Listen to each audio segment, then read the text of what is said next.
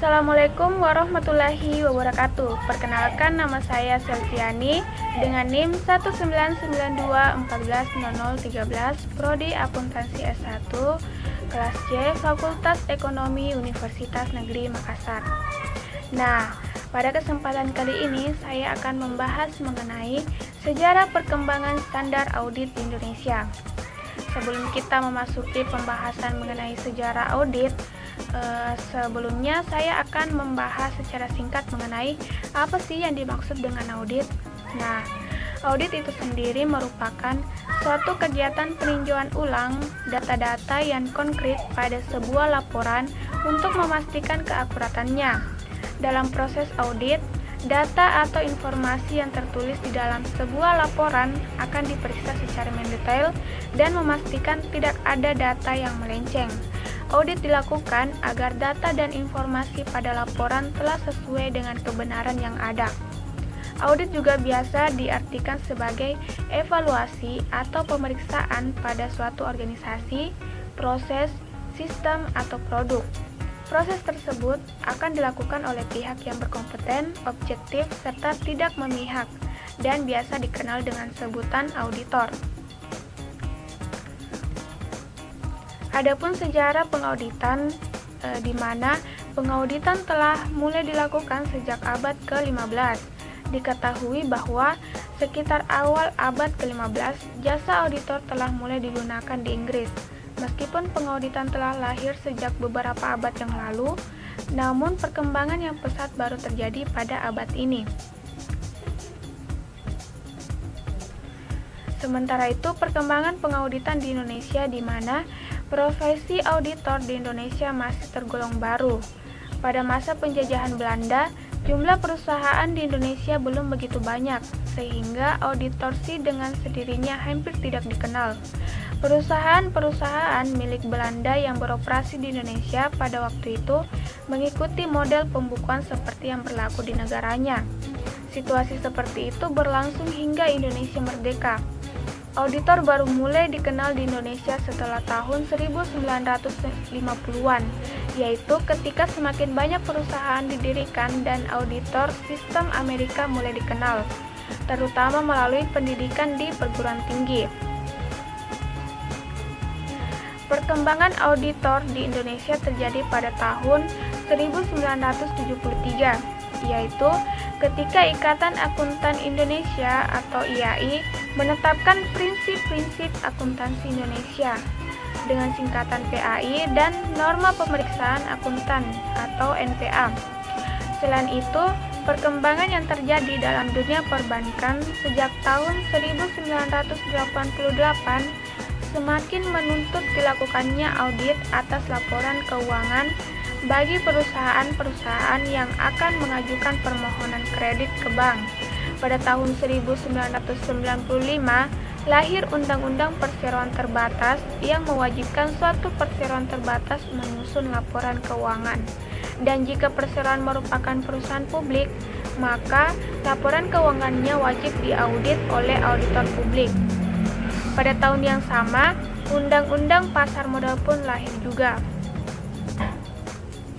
Seiring perkembangan perusahaan di Indonesia, IAI telah banyak melakukan penyempurnaan peraturan yang berlaku di Indonesia, yang mana Indonesia saat itu berkiblat pada peraturan yang dibuat oleh Amerika Serikat.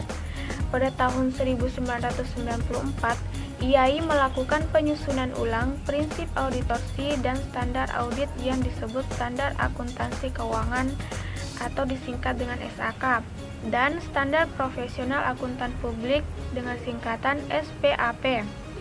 Sejalan dengan itu, Dewan Standar Akuntan yang dibentuk IAI secara terus-menerus menerbitkan persyaratan Standar Akuntan Keuangan atau disingkat PSAK.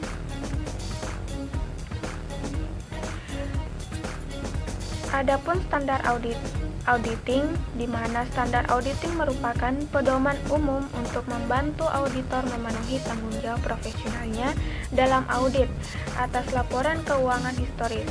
Dewan Standar Profesional Akuntan Publik atau DSPAP bertanggung jawab untuk mengeluarkan pernyataan mengenai permasalahan audit bagi semua entitas. Pernyataan PAP itu disebut Pernyataan Standar Audit atau PSA.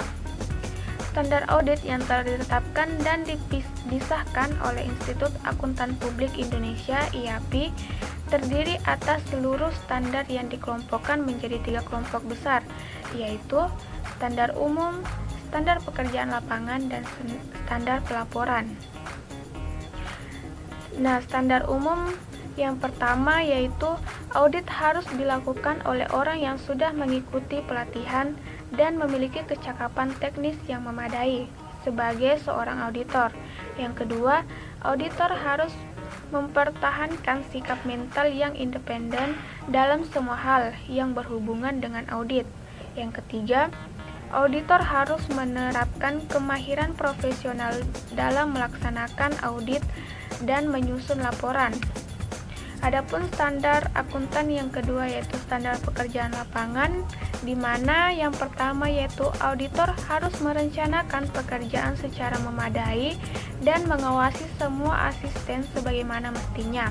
Yang kedua, auditor harus mempunyai pemahaman yang cukup mengenai entitas serta lingkungannya, termasuk pengendalian internal untuk menilai resiko salah saji yang signifikan dalam laporan keuangan karena kesalahan atau kecurangan, dan untuk merancang sifat, waktu, serta luas prosedur audit selanjutnya.